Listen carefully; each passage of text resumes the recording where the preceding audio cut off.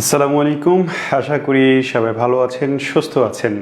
English মজা জবের পক্ষ থেকে আমি শাহিন স্যার আরও একবার হাজির হয়ে গেলাম জিকের আরও একটা গুরুত্বপূর্ণ টপিক নিয়ে, গুরুত্বপূর্ণ ক্লাস নিয়ে। আমাদের এই ক্লাসগুলো মূলত যারা জব প্রার্থী, যারা চাকরির জন্য প্রস্তুতি নিচ্ছেন তাদের জন্য। এছাড়া যদি অন্য কোনো প্রতিযোগিতামূলক পরীক্ষা আপনি ক্যান্ডিডেট হয়ে থাকেন, যেমন ধরেন অ্যাডমিশন, যদি কেউ থেকে থাকে অ্যাডমিশনের, তাহলে তার জন্য এই ক্লাসগুলো বেশ হেল্পফুল হবে। তবে আগামী কিছুদিন পরে যে 49তম বিসিএস অনুষ্ঠিত হতে যাচ্ছে, এই বিসিএস পরীক্ষার জন্য আমাদের ইংলিশ মজা জবের এই পেজে যতগুলো ক্লাস যাচ্ছে, যে পোস্টগুলো যাচ্ছে, সবগুলো অত্যন্ত গুরুত্বপূর্ণ। আপনারা যারা এই পেজে আছেন, ফলোয়ার আছেন এবং রিয়েল জব প্রার্থী আছেন, তারা এই পেজটা সবসময় আপডেটগুলো ফলো করবেন। এবং যে ক্লাসগুলো হচ্ছে বাংলা, ইংরেজি, সাধারণ জ্ঞান, ম্যাথ, আইসিটি, যে ক্লাসগুলো হচ্ছে, এই প্রত্যেকটা ক্লাসই কিন্তু আপনাদের মাথায় রেখেই আমরা সাজিয়েছি। এবং বিশেষত 49তম বিসিএস যারা প্রস্তুতি নিতে চাচ্ছেন, নিচ্ছেন, তাদের জন্য এই ক্লাসগুলো অনেক বেশি হেল্পফুল হবে।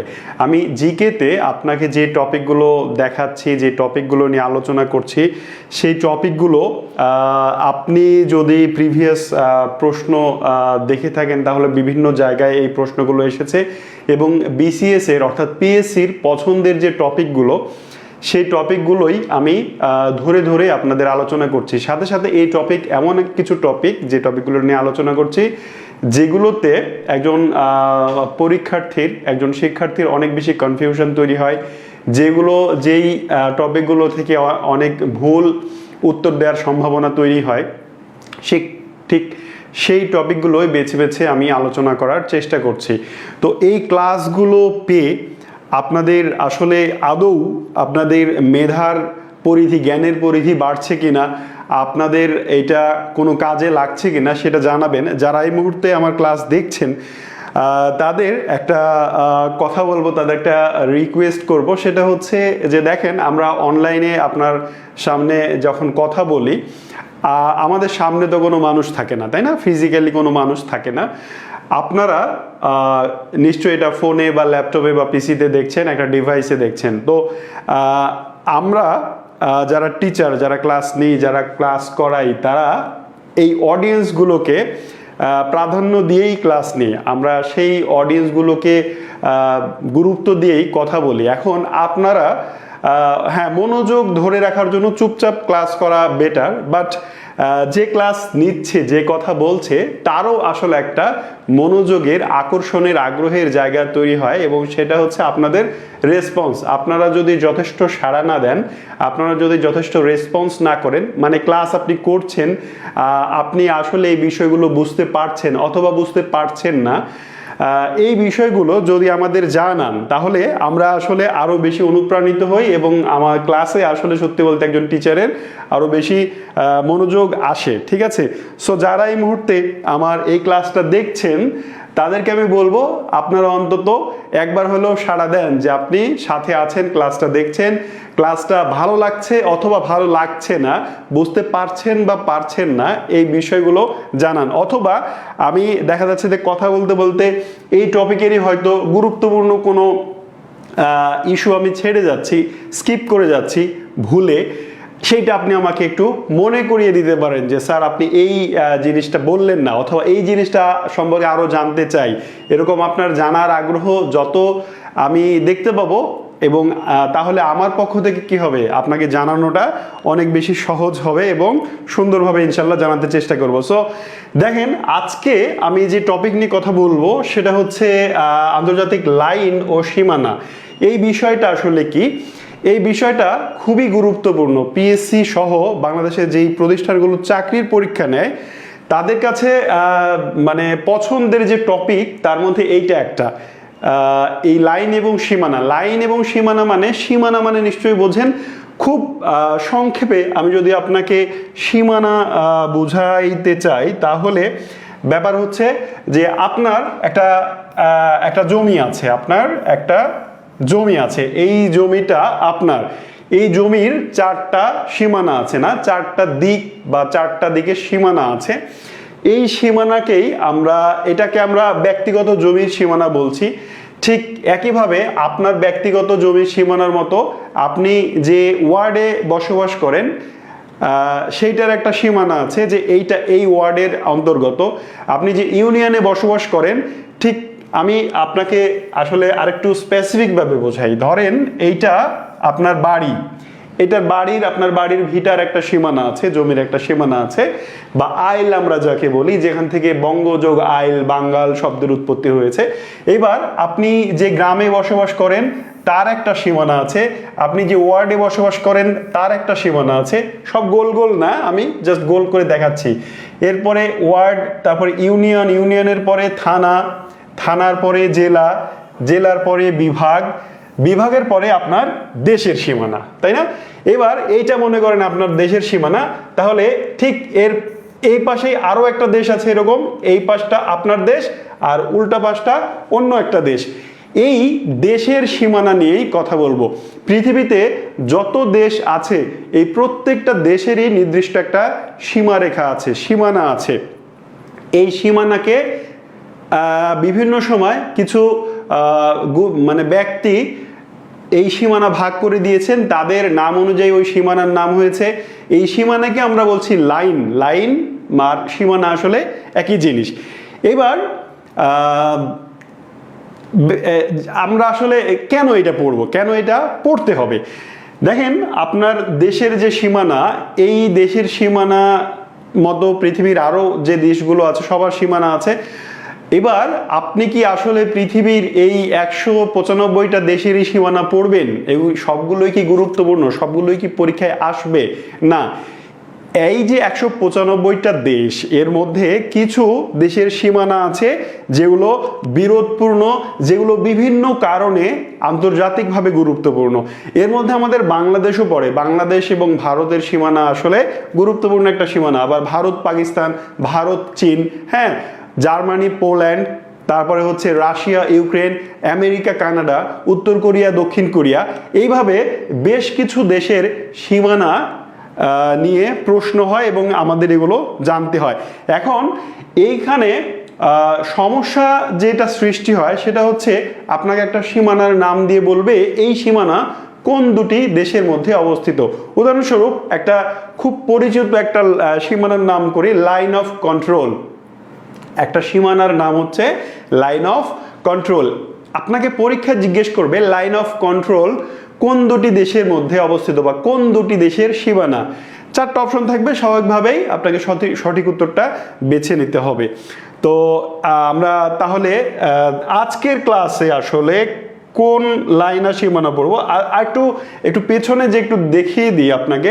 দেখেন, লাইন এবং সীমানার উপরে আমরা আজকে প্রথম ক্লাসটা করব এবং আমি ইনশাল্লাহ এই লাইন এবং সীমানায় ছোট ছোট 4টি ক্লাসে ভাগ করে আপনাকে বোঝাবো এবং আমি বিশ্বাস করি এই 4টা ক্লাস আপনি মনোযোগ দিয়ে করলে, খুব ভালোভাবে যদি আয়ত্ত করতে পারেন, বুঝতে পারেন, তাহলে আজ থেকে নিয়ে কিয়ামত পর্যন্ত আপনি কোনো চাকরির পরীক্ষায় লাইন সীমানা থেকে কখনোই ভুল উত্তর দিয়ে আসবেন না। তবে মনোযোগ দিয়ে পুরো ক্লাসটা করতে হবে। তাহলে প্রথম ক্লাসে আমরা কি কি পড়বো সেটা একটু দেখি। প্রথম ক্লাসে আমরা 4টা লাইন বা সীমানা নিয়ে পড়বো। Number 1 Radcliffe line. 1 নম্বর আমরা পড়বো র্যাডক্লিফ লাইন সম্পর্কে। নাম্বার 2 আমরা পড়বো লাইন অফ কন্ট্রোল বা এলওসি সম্পর্কে। নাম্বার 3 আমরা পড়বো লাইন অফ অ্যাকচুয়াল কন্ট্রোল। এটা হচ্ছে লাইন অফ কন্ট্রোল আর এটা হচ্ছে লাইন অফ অ্যাকচুয়াল কন্ট্রোল। আর সর্বশেষ আজকে পড়বো আমরা ম্যাকমোহন লাইন। এই প্রত্যেকটা লাইন, আমরা 4টা যে লাইনের কথা বলছি, এই 4টা লাইনই ভারতের সাথে সম্পর্কিত বা সম্পর্কযুক্ত। এর সাথে ভারতের সাথে বাংলাদেশের বর্ডার আছে, ভারতের সাথে চীনের বর্ডার আছে, ভারতের সঙ্গে পাকিস্তানের বর্ডার আছে, ভারতের সাথে নেপাল ভুটান মায়ানমারের বর্ডার আছে।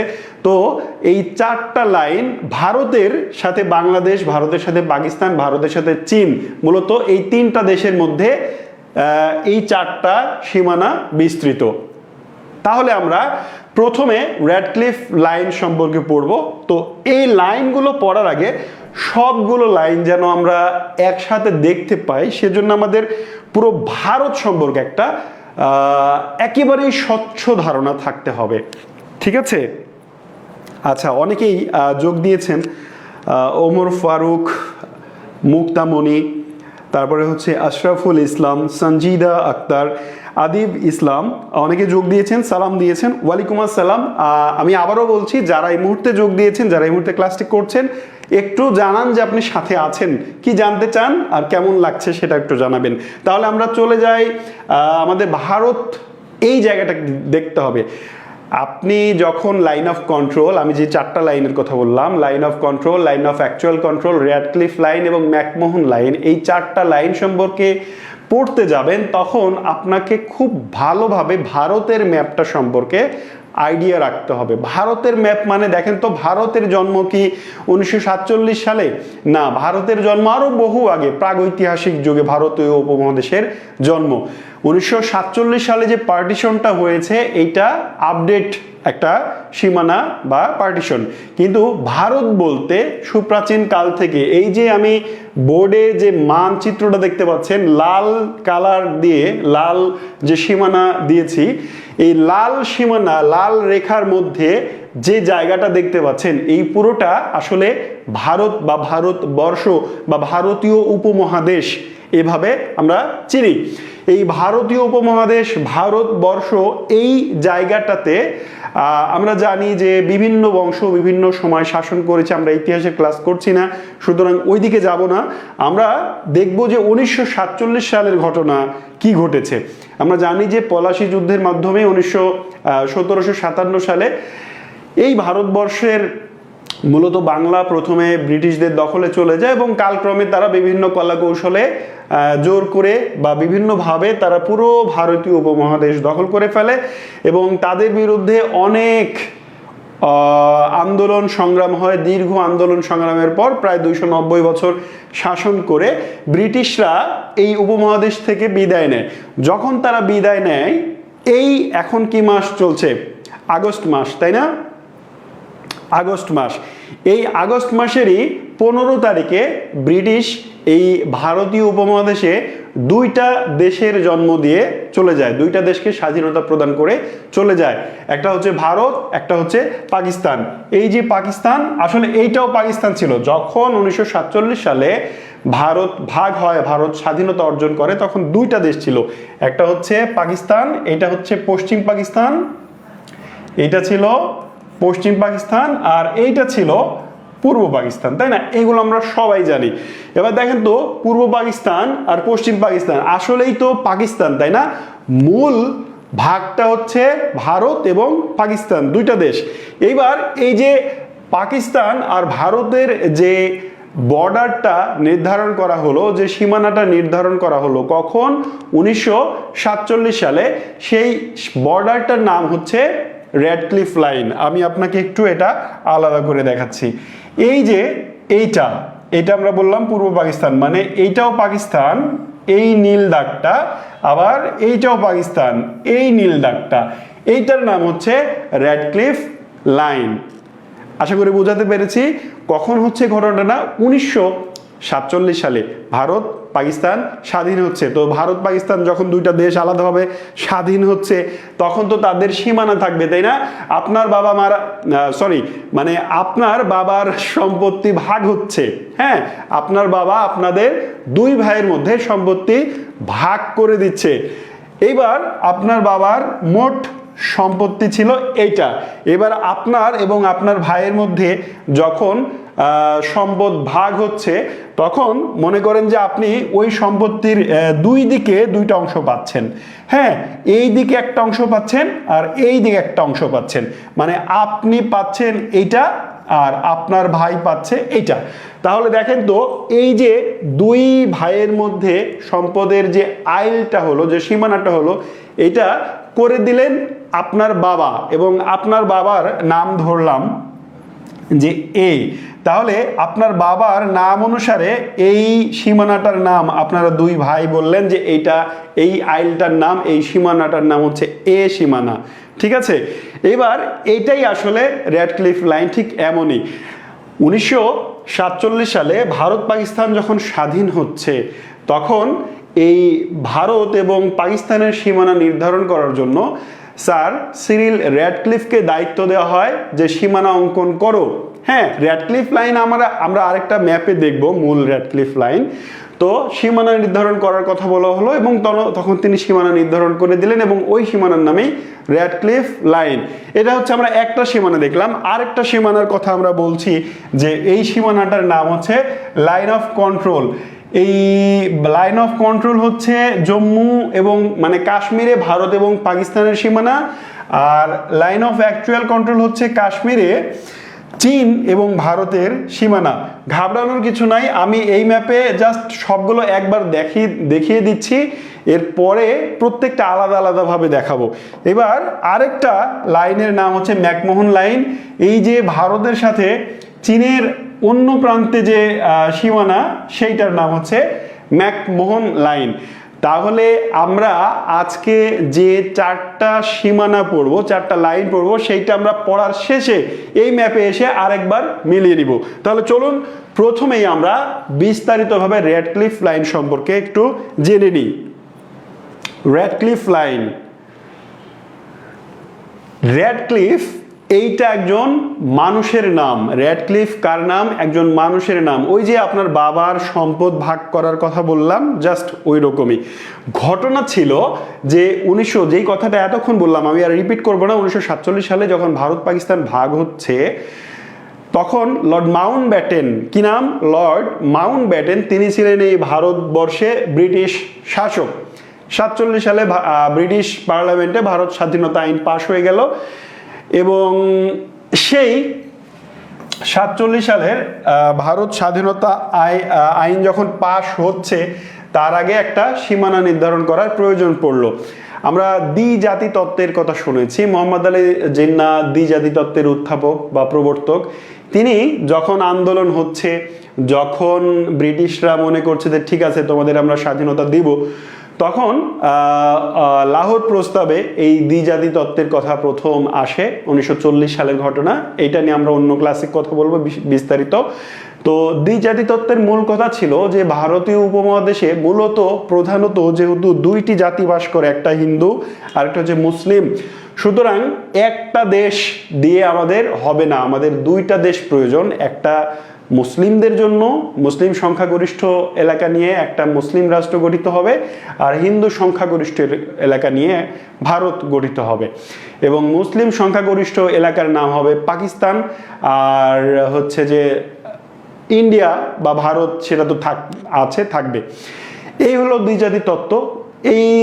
এই তত্ত্ব যখন আসলো তখন ব্রিটিশ সরকার স্যার সিরিল র্যাডক্লিফ, তার নাম কি?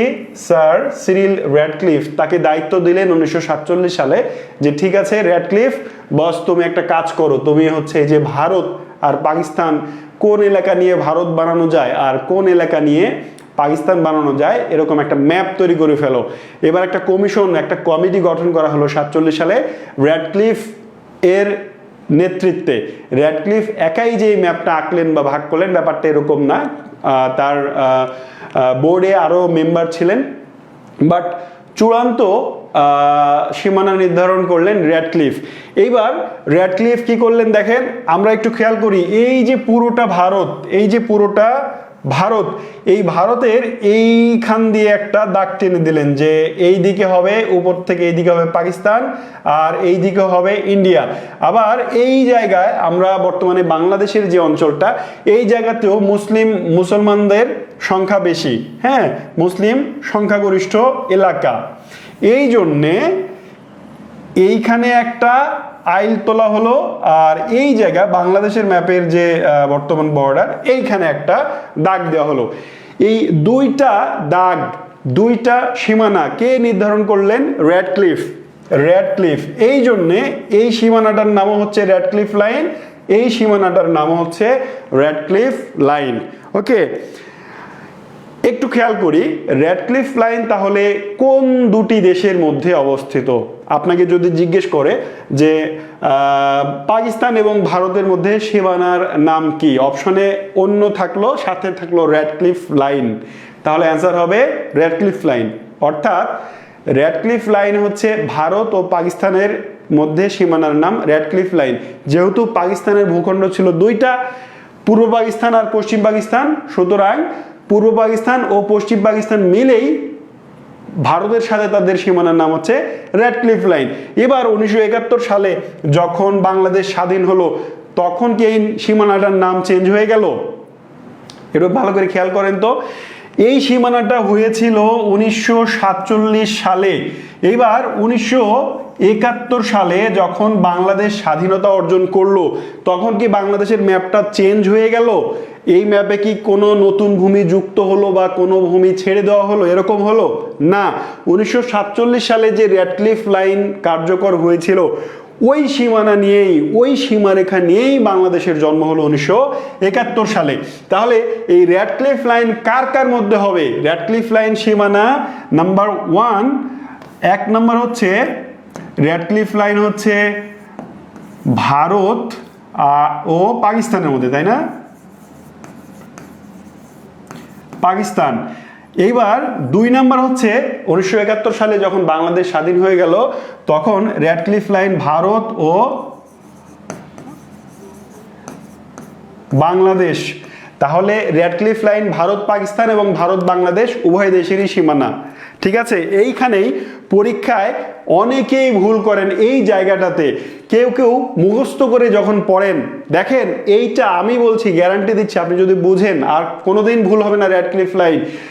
আমি আমার কথা বলি, আমি যখন প্রথম পরীক্ষা দিই, আমি যখন অ্যাডমিশন টেস্ট দিই, আমি যখন চাকরির পরীক্ষা প্রথম দিতে শুরু করি, তখন আমি পরীক্ষার হলে গিয়ে দেখছি যে আমি পড়েছি যে বাংলাদেশ এবং ভারতের মধ্যে সীমারেখার নাম হচ্ছে র্যাডক্লিফ লাইন, আর পরীক্ষার অপশনে গিয়ে দেখছি ভারত আর পাকিস্তান, বাংলাদেশের নাম নাই। এবার কি করি? মরি। ঠিক আছে, আসলে সমস্যাটা হচ্ছে আমার জানাতে সমস্যা ছিল, আমি ম্যাপ দেখে বুঝে পড়েছিলাম না, আমি জাস্ট মুখস্থ করেছিলাম। হ্যাঁ, কিভাবে মুখস্থ করেছিলাম? এরকম ভারত পাকিস্তানের মধ্যে, ভারত বাংলাদেশের মধ্যে র্যাডক্লিফ লাইন ভারত বাংলাদেশের মধ্যে, এইভাবে পড়েছিলাম বলেই পরীক্ষায় ভুল করেছিলাম। আপনি ভুল করবেন না। দেখেন, পাকিস্তান এবং বাংলাদেশ একই দেশ ছিল, ওই সময় র্যাডক্লিফ লাইন হয়। যখন বাংলাদেশ স্বাধীন হয় তখন বাংলাদেশ ভারতেরও ম্যাপ সীমানা ওই একটাই থাকে, র্যাডক্লিফ লাইন। আর পাকিস্তানের যে সীমানাটা ছিল ওইটার নামও র্যাডক্লিফ লাইনই থেকে যায়। তাহলে র্যাডক্লিফ লাইন 3টা দেশের সীমানা। ভারত মাঝখানে যদি ধরি, এই পাশেও র্যাডক্লিফ লাইন পাকিস্তানের সাথে, এই পাশেও র্যাডক্লিফ লাইন বাংলাদেশের সাথে। আশা করি আর ভুল হবে না। এবার আমরা পরেরটাতে যাব। খুবই ইম্পর্টেন্ট 2টা line, line of control and line of actual control. এইটাতে যাব। র্যাডক্লিফ লাইন নিয়ে যদি এখনো মনের মধ্যে কোনো সন্দেহ সংশয় থাকে আমাকে জানান কমেন্ট করে। এবার আমরা যাব লাইন অফ কন্ট্রোল এবং লাইন অফ অ্যাকচুয়াল কন্ট্রোল। এইটা আসলে কি, কোথায়? লাইন অফ কন্ট্রোলকে সংক্ষেপে LOC বলা হয়। LOC, ইন্ডিয়ানরা এটা অনেক বেশি ব্যবহার করে। LOC সারাদিন তারা বলে। LOC মানে লাইন অফ কন্ট্রোল। এই যে 3টা ওয়ার্ডের সংক্ষিপ্ত রূপ হচ্ছে LOC, লাইন অফ কন্ট্রোল। আরেকটা হচ্ছে লাইন অফ অ্যাকচুয়াল কন্ট্রোল। 2টার মাঝখানে এই একটা শব্দের পার্থক্য। একটা হচ্ছে নিয়ন্ত্রণ রেখা, আরেকটার নাম হচ্ছে প্রকৃত নিয়ন্ত্রণ রেখা, তাই না? বাংলায় যদি আমরা বলি তাহলে ব্যাপারটা এরকম হয়।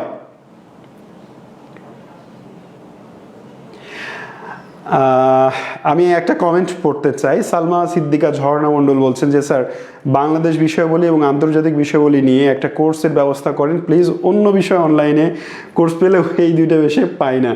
আচ্ছা, আমি আপনাকে আশ্বস্ত করতে চাই কিছুদিনের মধ্যেই ইনশাল্লাহ আপনি পুরো একটা সুন্দর সাজানো গোছানো কোর্স আপনারা পেতে যাচ্ছেন যারা জব প্রার্থী তাদের জন্য। এইখানে বাংলা, ইংরেজি, সাধারণ জ্ঞান আপনার যা লাগে সব কিছুই থাকবে। আর আপনার মূলত বিশেষত যেহেতু সাধারণ জ্ঞানে প্রবলেম, আমি আপনাকে এইটা মানে প্রতিশ্রুতি দিতে চাই যে আপনি ওই কোর্সে যখন যুক্ত হবেন তখনও ইনশাল্লাহ ভালো মানের সাধারণ জ্ঞানের ক্লাস পাবেন। সেখানে বাংলাদেশ, আন্তর্জাতিক, সাম্প্রতিক সব কিছু নিয়ে আলোচনা করা হয় ইনশাল্লাহ। তাহলে আমরা আরেকবার ফিরে আসি আমাদের পড়ায়। Line of control, line of actual control বুঝতে হলে দেখেন ব্যাপারটা একটু খেয়াল করেন, এই যে দুইটা লাল দাগ দেখছেন, এই একটার নাম হচ্ছে লাইন অফ কন্ট্রোল আর আরেকটার নাম হচ্ছে লাইন অফ অ্যাকচুয়াল কন্ট্রোল। এইটা আপনাকে সহজভাবে বোঝানোর জন্য আমি একটা সাদা একটা পেজ নিলাম, এইখানে একটা দাগ দিলাম। হ্যাঁ, মোটামুটি ঠিক একই রকম হবে না, মনে করেন যে এইটা একটা ভূখণ্ড, এইটার নাম হচ্ছে কাশ্মীর, এইটার নাম হচ্ছে কাশ্মীর, ভূস্বর্গ নামে পরিচিত কাশ্মীর। এইটা কি? কাশ্মীর।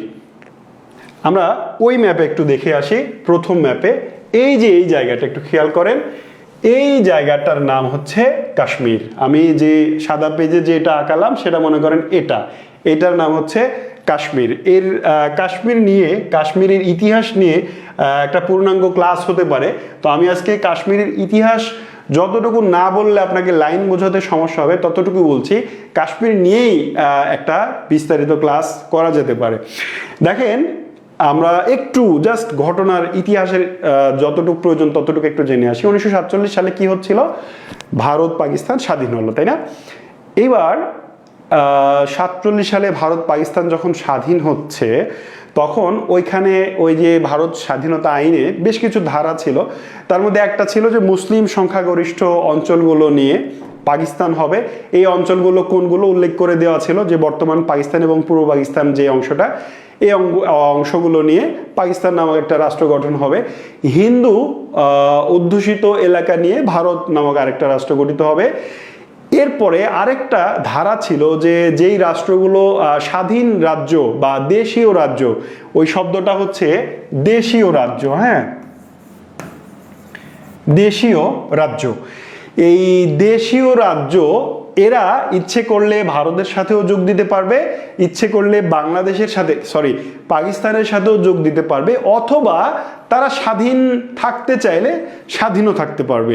একটু খেয়াল করেন এই ধারাটা বলল হিন্দু অঞ্চল নিয়ে ভারত হবে, মুসলিম অঞ্চল নিয়ে পাকিস্তান হবে, আর দেশীয় রাজ্য মানে ভারতের 7 সিস্টার্সের এইদিকে কিছু ছিল, দার্জিলিংয়ের ওই অংশটা ছিল, হ্যাঁ, সিকিম এই অঞ্চলটা ছিল, কাশ্মীর ছিল, ভারতের মধ্যপ্রদেশের দিকে কিছু অঞ্চল ছিল। হ্যাঁ, এই অঞ্চলগুলোকে বলা হতো দেশীয় রাজ্য।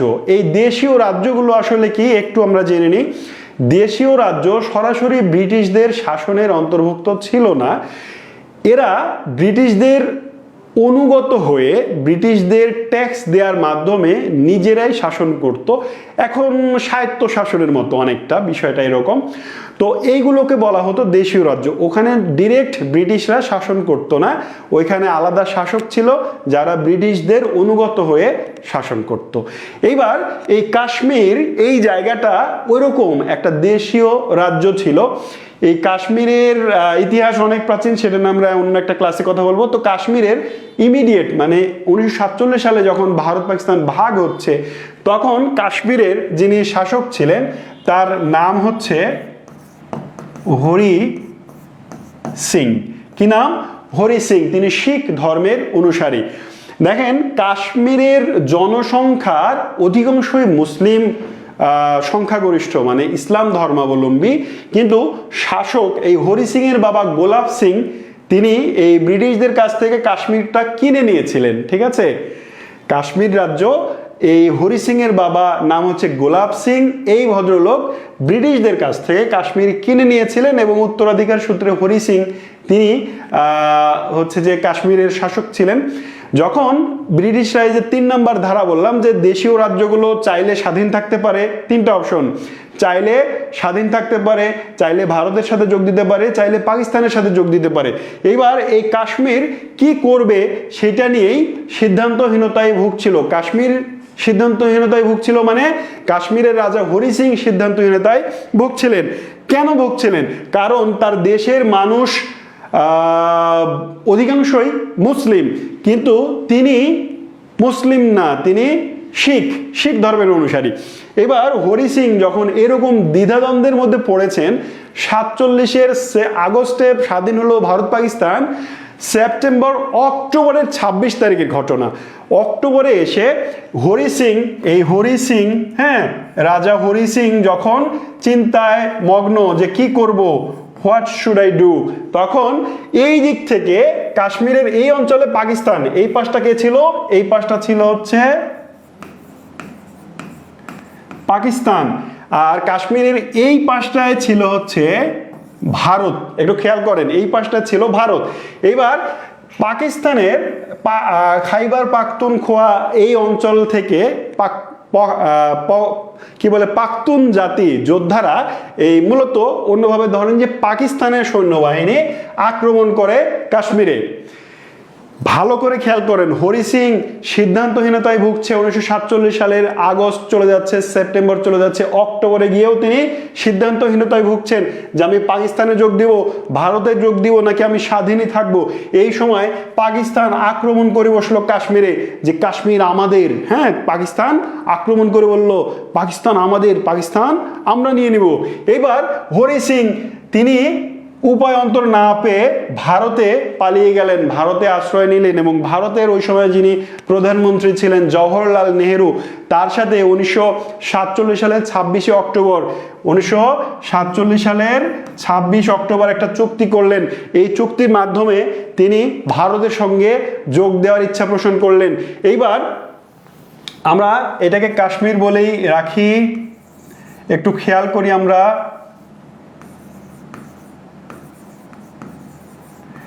এই কাশ্মীর একটা অংশ পাকিস্তান দখল করে নিল, ধরে নিলাম এই অংশটা পাকিস্তান দখল করে নিল। পাকিস্তান তো আক্রমণ করেছিল, হরি সিং পালিয়ে ভারতে আসলো।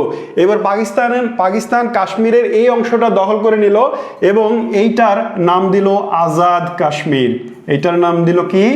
আজাদ কাশ্মীর। এবার ভারতের কাছে হরি সিং যখন চলে এসেছে, ভারত তখন সেনাবাহিনী পাঠিয়েছে এবং ভারত তখন এই পর্যন্ত দখল করে নিল এবং এটার নাম দিল হচ্ছে জম্মু কাশ্মীর। এটার নাম কি দিল? জম্মু কাশ্মীর। ওকে, জম্মু কাশ্মীর। এইবার এই পাশে কি ছিল? এই পাশে ছিল চীন। হ্যাঁ, এই পাশে চীন বলে আরেকটা দেশ আছে, নিশ্চয়ই জানেন। এবার চীন বলছে যে বেটা, মানে ভারত আর পাকিস্তান দুজনেই কাশ্মীর দখল করে নিল, মানে চীনের সঙ্গেও তো কাশ্মীরের সীমানা আছে। চীন বলছে বেটা কি পাইছো তোমরা, মানে তোমরা যা ইচ্ছে তাই করবা, কাশ্মীর একা একা নিয়ে নিবা, আমারও দরকার কাশ্মীর, আমিও নিয়ে নিব।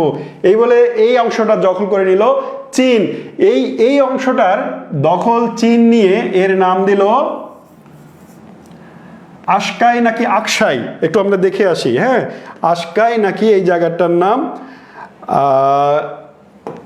এই যে এইটা আকসাই। হ্যাঁ, আকসাই, এইটার নাম হলে আকসাই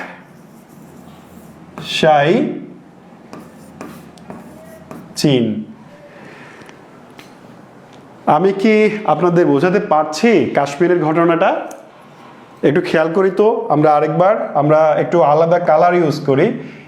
এইটা, এই লাইনটা যেটা ছিল, আমরা এই লাইনটা টানি, তারপরে আমরা হচ্ছে অন্য একটা কালার দিয়ে চীনের অংশটা আলাদা করে দিই। হ্যাঁ, আর লালটা হচ্ছে কাশ্মীরের, মূল কাশ্মীরের বর্ডার। এইবার কি বলে যে পাকিস্তান কাশ্মীরের যে অংশটা দখল করে নিল এইটার নাম হলো কি আজাদ কাশ্মীর। ভারত যে অংশটা দখল করে নিল ওই জায়গাটার নাম জম্মু কাশ্মীর। আর চীন কাশ্মীরের যে জায়গাটা দখল করছে তার নাম হচ্ছে আকসাই চীন। এইবার এই যে ভারত আর পাকিস্তানের আসল সীমানার নাম আমরা একটু আগে পড়েছি যে র্যাডক্লিফ লাইন, বাট কাশ্মীরে এসে ভারত এবং পাকিস্তানের যে সীমানা, কাশ্মীরে এসে শুধু কাশ্মীরে ভারত এবং পাকিস্তানের যে সীমানা তার নাম হচ্ছে লাইন অফ কন্ট্রোল, বা আমরা সংক্ষেপে লিখি LOC। হ্যাঁ, এই যে এটা ভারত এবং পাকিস্তানের মধ্যে কাশ্মীরে যে সীমানা সেটার নাম হচ্ছে লাইন অফ কন্ট্রোল বা LOC। এবার ভারতের সাথে এই যে চীনের দখলকৃত কাশ্মীরের যে সীমানা, এইটার নাম হচ্ছে লাইন অফ অ্যাকচুয়াল কন্ট্রোল। এইটা হচ্ছে লাইন অফ অ্যাকচুয়াল কন্ট্রোল। বুঝতে পেরেছেন? ভারত পাকিস্তানের মধ্যে লাইন অফ কন্ট্রোল, আর ভারত চীনের মধ্যে লাইন অফ অ্যাকচুয়াল কন্ট্রোল। কোথায়? কাশ্মীরে, শুধুমাত্র কাশ্মীরে। এবার আমরা এই আসল ম্যাপটায় ফিরে আসি। আমি আপনাকে আসলে এতক্ষণ এই জিনিসটাই দেখাচ্ছিলাম যে এইটা কাশ্মীর, কোনটা যেন কাশ্মীর, এইটা কাশ্মীর, তাই না? এই যে সাদাটে যে অংশটা দেখতে পাচ্ছেন, এই যে এইটা হচ্ছে পুরো কাশ্মীর, এইটা হচ্ছে পুরো, আর একটু উপর দিয়ে এইটা হচ্ছে পুরো কাশ্মীর। এই কাশ্মীরে পাকিস্তান তাহলে এই অংশটা দখল করলো, জম্মু কাশ্মীর। ভারতীয় অংশটা দখল করলো, পাকিস্তানেরটা আজাদ কাশ্মীর, ভারতেরটা জম্মু কাশ্মীর, আর চীন যে জায়গাটা দখল করে নিল আকসাই চীন। তাহলে ভারত এবং পাকিস্তানের মধ্যে কাশ্মীরের যে সীমানা সেটা হচ্ছে লাইন অফ কন্ট্রোল, আর ভারত এবং চীনের মধ্যে কাশ্মীরের যে সীমানা সেটার নাম হচ্ছে লাইন অফ অ্যাকচুয়াল কন্ট্রোল। আশা করি এইখানে আপনার আর ভুল হবে না, দ্বিধাদ্বন্দ্বের কোনো বিষয় নেই। এবার আমরা অন্য আরেকটা সীমানায় যাব, সেটার নাম হচ্ছে ম্যাকমোহন লাইন। আমরা ভারত এবং চীনের মধ্যে একটা সীমানা পড়লাম যেটার নাম হচ্ছে লাইন অফ অ্যাকচুয়াল কন্ট্রোল। এটা ছিল কাশ্মীর কেন্দ্রিক সীমানা, কিন্তু ভারতের অন্যান্য অংশেও ভারতের সাথে চীনের সীমানা ছিল। আমরা ওই ম্যাপটা আরেকবার দেখে আসি। এই ম্যাপটা আরেকবার আমরা দেখব। এই যে এখানে দেখেন, আমরা এতক্ষণ লাইন অফ কন্ট্রোল এবং লাইন অফ অ্যাকচুয়াল কন্ট্রোল ঠিক এই এলাকায় পড়লাম। এখন এই এলাকার বাইরেও দেখেন, এই যে এটা চীন আর এটা ভারত, এইখানে কিছু সীমানা আছে, এই দিকে কিছু সীমানা আছে চীনের সাথে। এবার চীন এবং ভারতের কাশ্মীর বাদে অন্য জায়গায় যে সীমানা, সেই সীমানার নাম হচ্ছে ম্যাকমোহন লাইন। ম্যাকমোহন লাইন, এটা 1914 সালে হয়েছিল। ম্যাকমোহন লাইন 1914 সালে এই সীমানাটা টানা হয়েছিল। তাহলে ম্যাকমোহন লাইনের ব্যাকগ্রাউন্ডটা আমি খুবই সংক্ষেপে একটু বলতে চাই। 1914 সালে মূলত ভারতের এই যে 7 সিস্টার্স যে অংশটা আছে, অরুণাচল, তারপরে হচ্ছে আসাম অরুণাচলের এই জায়গাটা, নাগাল্যান্ড অরুণাচল, এই জায়গাটা ভারত এবং চীনের সীমানা আছে। এইখানে 1914 সালে যে সীমানাটা নির্ধারণ করা হয় সেটার নাম ম্যাকমোহন লাইন। আপনি এইটা মনে রাখতে কঠিন হলে সহজ করে মনে রাখবেন, ভারত এবং চীনের মধ্যে দুইটা সীমানা আছে। একটা হচ্ছে শুধু কাশ্মীর কেন্দ্রিক, কাশ্মীরে ভারতের সাথে চীনের যে সীমানা সেটার নাম হচ্ছে লাইন অফ অ্যাকচুয়াল কন্ট্রোল, আর কাশ্মীর বাদে ভারতের অন্য জায়গায় চীনের সাথে যে সীমানা সেটার নাম হচ্ছে ম্যাকমোহন লাইন। ঠিক আছে? তাহলে আমরা আসলে এই যে এই জায়গাটা আর মনে হয় বলার দরকার নাই। এই যে ইন্ডিয়ার অরুণাচল, কি বলে যে 7 সিস্টার্সের যে অংশটা, সেখানে এই পাশে হচ্ছে ভারত, ওই পাশে হচ্ছে চীন, এবং সেই চীনটা, সেই লাইনটার নাম হচ্ছে ম্যাকমোহন লাইন। এইটাও একটা মানুষেরই নাম, ব্রিটিশ একজন কর্মকর্তা, তিনি 1914 সালে এই সীমানাটা নির্ধারণ করেছিলেন। এই সীমানা বিশ্বে যতগুলো গোলযোগপূর্ণ সীমানা আছে সেইটার মধ্যে একটা হচ্ছে এই ম্যাকমোহন লাইন। কারণ ভারত এই সীমানা মানলেও চীন এই সীমানা মানে না বা স্বীকৃতি দেয় না। এই জন্য চীন মাঝে মাঝে বলে, হ্যাঁ বেটা এই জায়গাটা আমাদের, এটা তোরা জোর করে দখল করছিস, বলে ওই বেটা এই জায়গাটা আমাদের, এটা তোরা জোর করে দখল করছিস। এই জন্যে এই ম্যাকমোহন লাইনে ভারত এবং চীনের মধ্যে যে উত্তেজনা হয় না মাঝে মধ্যেই, এটা ম্যাকমোহন লাইন কেন্দ্রিক হয়। লাইন অফ অ্যাকচুয়াল কন্ট্রোলে খুব কম হয় তুলনামূলক, এইখানে বেশি হয়। এইবার ফাইনালি আমাদের সময় এসেছে আমাদের ক্লাসটা একটু গুছিয়ে বোঝার। আমরা এতক্ষণ আসলে যে লাইনগুলো পড়লাম সেটা আমরা আরেকবার একটু গুছিয়ে বুঝে নিব এবং তারপরে আমরা ক্লাসটা শেষ করব। মূল কথা হচ্ছে আমরা 4টা লাইন দেখেছি। একটা র্যাডক্লিফ লাইন, যে লাইনটা 1947 সালে পাকিস্তান এবং ভারত আলাদা হওয়ার সময় সীমানা গঠন করা হয়, তার নাম হচ্ছে র্যাডক্লিফ লাইন। এই লাইনটা, ওই লাইনের কমিটিতে যে প্রধান ছিলেন স্যার সিরিল র্যাডক্লিফ, তার নাম অনুসারে করা হয়েছে। এরপরে 47-এ ভারত পাকিস্তান বিভক্ত হয়ে গেল। বিভক্ত হওয়ার ঠিক পরেই পরের 1 মাস 1.5 মাস 2 মাসের মধ্যে কাশ্মীর নিয়ে ভারতের সাথে পাকিস্তানের সমস্যা দেখা দিল। কারণ ছিল কাশ্মীরের জনগণ মুসলিম ছিল আর শাসক অমুসলিম ছিলেন। শাসক যখন চিন্তা করছিলেন যে আমি ভারতের সাথে যোগ দিব নাকি পাকিস্তানের সঙ্গে যোগ দেব, এই সময় পাকিস্তান কাশ্মীর আক্রমণ করে বসে। তাই ওই শাসক হরি সিং ভারতে পালিয়ে এসে ভারতের সঙ্গে চুক্তি করেন।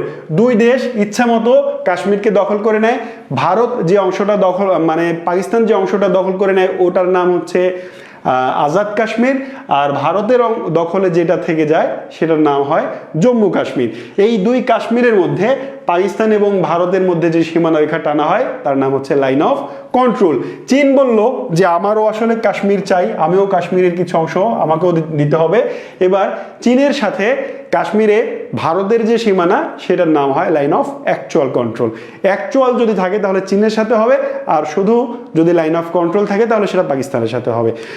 এইবার চীন পাকিস্তান কি বলে কাশ্মীরে ভারতের সাথে লাইন অফ অ্যাকচুয়াল কন্ট্রোল সীমারেখা তৈরি করার পরেও চীনের বিশাল একটা সীমানা ভারতের অন্য জায়গায় থেকে যায়। এই সীমানার নাম হচ্ছে রেড ক্লিফ কি বলে যে ম্যাকমোহন লাইন। এটা 1914 সালে মানে 47-এর আরো আগে হয়েছিল। তার মানে তুলনামূলক আমরা যদি মানে জন্মের কথা বিচার করি, সময়ের কথা বিচার করি, তাহলে এই লাইনগুলোর মধ্যে সবচেয়ে প্রাচীন হচ্ছে ম্যাকমোহন লাইন, যেটা 1914 সালে ভারত এবং চীনের মধ্যে হয়েছিল। তারপরে 47 সালে রেড ক্লিফ লাইন হয়েছিল। এরপরে 47, 65, হ্যাঁ এরকম করে ভারত পাকিস্তানের মধ্যে এই জায়গায় বেশ কয়েকবার যুদ্ধ হয়েছে। এই প্রেক্ষিতে বিভিন্ন প্রেক্ষিতে লাইন অফ কন্ট্রোল এবং লাইন অফ অ্যাকচুয়াল কন্ট্রোলের জন্ম হয়েছে। এই হচ্ছে line of control, line of actual control বা লাইন সংক্রান্ত আমার আজকের ক্লাসের আলোচনা। আরও বিশ্বের গুরুত্বপূর্ণ কিছু লাইন আছে যেই লাইনগুলো নিয়ে আমি পরের ক্লাসে ইনশাল্লাহ আলোচনা করব। তো আজকে এ পর্যন্তই বিদায় চাইছি আমি শাহিদ স্যার। সবাই ভালো থাকুন, সুস্থ থাকুন, আল্লাহ হাফেজ।